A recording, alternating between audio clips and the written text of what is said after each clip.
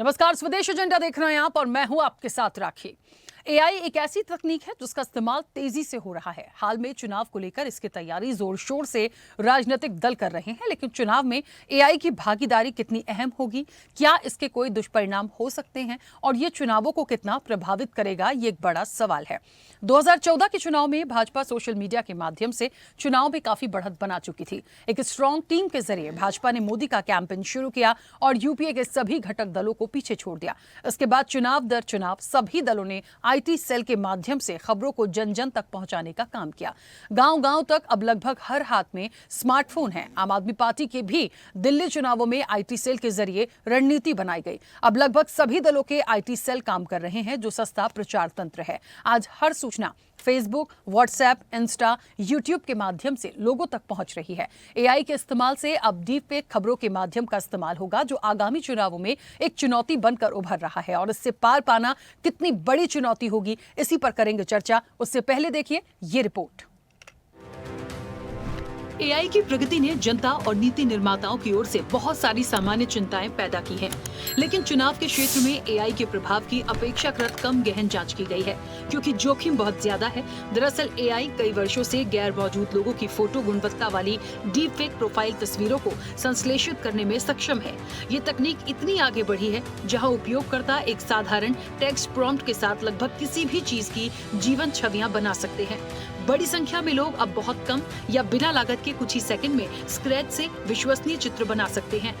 Deep fake audio ने भी इसी तरह बहुत बड़ी प्रगति की है और अब बहुत कम प्रशिक्षण डेटा के साथ किसी व्यक्ति की आवाज को क्लोन कर सकता है, जो एक बड़ी चिंता पैदा करता है।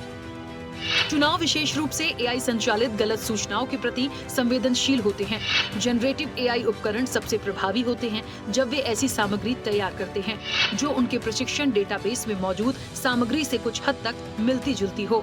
वर्तमान जनरेटिव एआई उपकरणों के प्रशिक्षण डेटा में पिछले चुनावों की बहुत सारी गलत सूचनाएं हैं, जो उन्हें भविष्य के चुनावों में गलत सूचनाओं के लिए संभावित टाइम बम बनाती है। इससे वोटिंग मशीनों और मेल वोटिंग की सुरक्षा के बारे में मुख्य धोखे शामिल हैं। चुनावों में एआई की चुनौती केवल गलत सूचना या जानबूझकर की गई शरारत तक ही सीमित नहीं है। कई चुनाव कार्यालय मतदाता पंजीकरण डेटाबेस को बनाए रखने, अन्य कार्यों के अलावा मेल बैलेट हस्ताक्षरों को सत्यापित करने के लिए एल्गोरिदम सिस्टम का उपयोग करते हैं। इन सवालों पर मानवीय निर्णयों की तरह एल्गोरिदमिक निर्णय लेने से नस्लीय और अन्य प्रकार के पूर्वाग्रह की संभावना होती है। मतदाता शिक्षा में सहायता के लिए जनरेटिव एआई का उपयोग करने में कुछ अधिकारियों की रुचि बढ़ रही है, जिससे प्रक्रियाओं को गति देने के अवसर पैदा होते हैं। लेकिन गलत और असमान मतदाता आउटरीच के लिए गंभीर जोखिम भी पैदा होते हैं। विभिन्न प्रकार के एआई उपकरण भविष्य के चुनावों में अलग अलग पद चिन्ह छोड़ेंगे, जो असंख्य तरीकों से लोकतंत्र को खतरे में डालेंगे। डीप फेक इमेज, ऑडियो और वीडियो फर्जी घोटालों या कृत्रिम गड़बड़ियों के इर्द गिर्द वायरल क्षणों में वृद्धि को बढ़ावा दे सकते हैं, जो चुनाव के समय देश की नागरिक बातचीत को और भी विकृत कर सकते हैं। लाखों पोस्ट के साथ ऑनलाइन स्पेस को सीडिंग करके दुर्भावनापूर्ण अभिनेता राजनीतिक सहमति का भ्रम या बेईमान चुनाव कथाओं में व्यापक विश्वास की झूठी धारणा बनाने के लिए भाषा मॉडल का उपयोग कर सकते हैं। प्रभाव अभियान मतदाता विशेषताओं के आधार पर बातचीत को अनुकूलित करने के लिए अनुरूपित चैटबॉट तैनात कर सकते हैं। उनके प्रेरक प्रभाव को बढ़ाने के लिए वास्तविक समय में हेरफेर रणनीति को अपना सकते हैं और वे नकली मतदाताओं से भ्रामक टिप्पणियों की लहर को चुनाव कार्यालयों में भेजने के लिए एआई उपकरणों का उपयोग कर सकते हैं। चैटबॉट और डीप फेक ऑडियो फिशिंग प्रयासों के माध्यम से चुनाव प्रणालियों के लिए खतरों को भी बढ़ा सकते हैं, जो व्यक्तिगत, विश्वसनीय और संभवतः अतीत में हमने जो देखा है उससे अधिक प्रभावी हैं। दुनिया भर में राजनीतिक बातचीत को विकृत करने के लिए एआई की क्षमता को देखने के लिए दूर जाने की जरूरत नहीं है। देश और विदेश से कई ऐसी मीम्स आई जो चर्चा में रही। मनोरंजन तक तो ठीक है, लेकिन किसी का फोटो लगाकर कोई भी मीम्स वायरल करना और उसका जस्टिफिकेशन देना बड़ी चुनौती बनती जा रही है।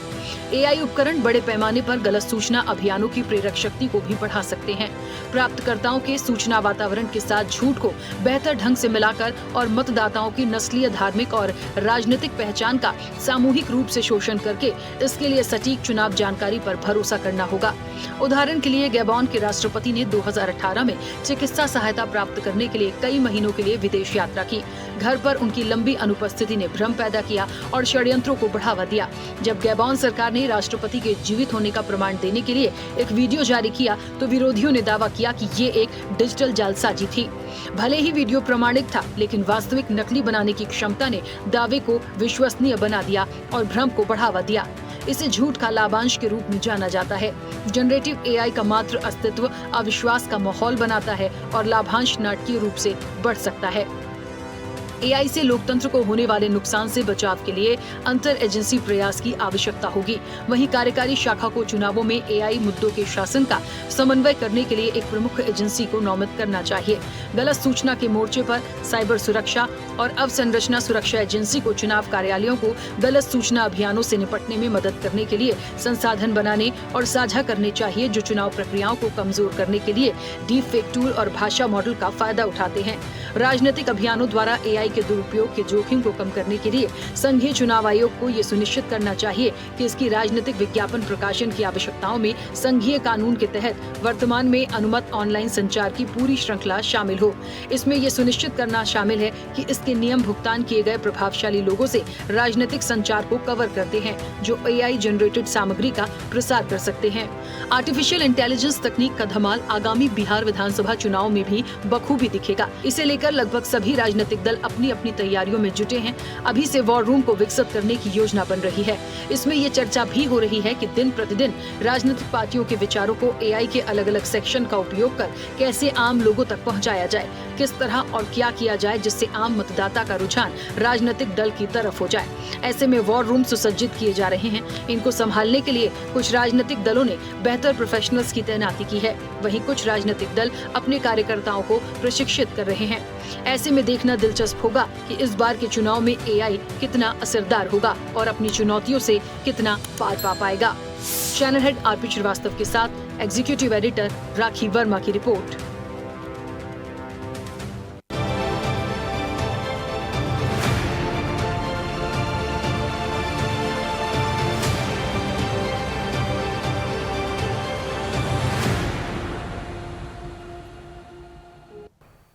ऐसे ही वीडियोस के लिए लाइक करें, शेयर करें, फॉलो करें।